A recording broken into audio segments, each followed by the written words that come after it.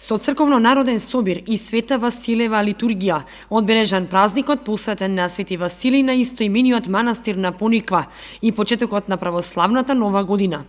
Празнувањето започна рано изутрина со света литургија со која началствуваше митрополитот Брегалнички Иларион во сослужение со свештеници од Брегалничката епархија.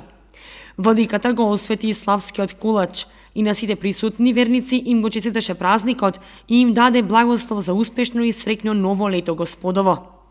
Најнапред нека е честит и вечен празникот, нека е честито и благословено новото лето 2016 Господово. Посакуваме во ова новата година да има многу радост, многу здравје, среќа и напредок. Благодат во народот и благодат во полињата, за мир и благосостојба во светот.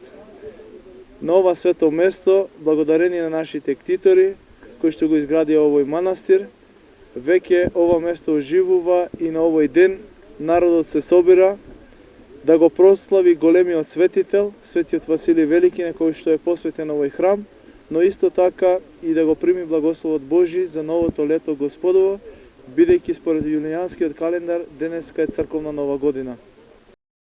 Честитки за среќа и успех на сите верници упати и градоначалникот Радко Димитровски, кој беше присутен на прославата.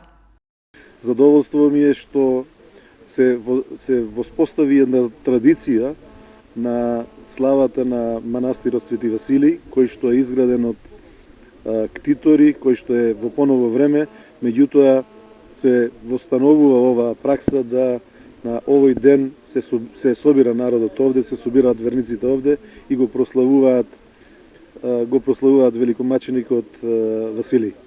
Сакам да ја пратам пораката дека заедно со општината Пробиштип го заживуваме овој крај и дека ќе го направиме онака како што треба, што доликува да го направиме еден убав зимски и летен центар овде на прекрасните Осоговски планини. Присутен на собирот беше и градоначалникот на општина Пробиштип, кој им ја честиташе православна нова година на сите верници и ги истакна новите заеднички инвестиции со општина Кочани и со владата на Република Македонија, што се планирани за реализација годинава. Станува збор за одобрениот проект за изградба на патот од Пробиштип до Пониква.